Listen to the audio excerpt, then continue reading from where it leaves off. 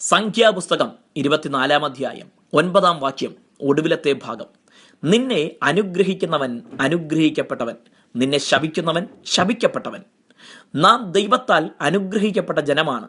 തന്റെ ഏകജാതനായ പുത്രൻ മുഖാന്തരം ദൈവം നമ്മെ സകല ആത്മീയ അനുഗ്രഹങ്ങളാലും അനുഗ്രഹിച്ചിരിക്കുന്നു. ക്രിസ്തുവിലായപ്പോൾ നാം പുതിയ സൃഷ്ടിയായതോടൊപ്പം നമ്മുടെ സകല ശാപങ്ങളും ക്രിസ്തു ശാപമരക്കുരിശിൽ ചുമന്നൊഴിച്ചതിനാൽ നാം ശാപമുക്തരുമായി.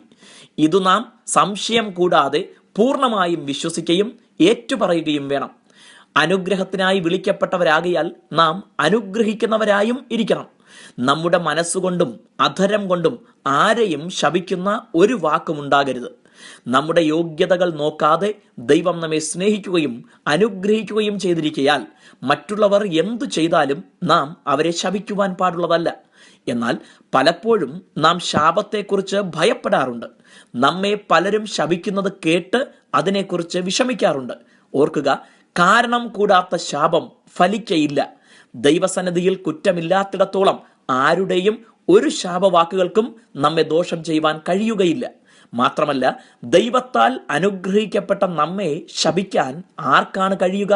ഇനി അഥവാ ആരെങ്കിലും അതിന് തയ്യാറായാൽ തന്നെ അത് അവർക്ക് തന്നെ ദോഷമായി തീരുകയേയുള്ളൂ എന്ന് ദൈവവചനം ഉറപ്പുവരുത്തിയിരിക്കുന്നു.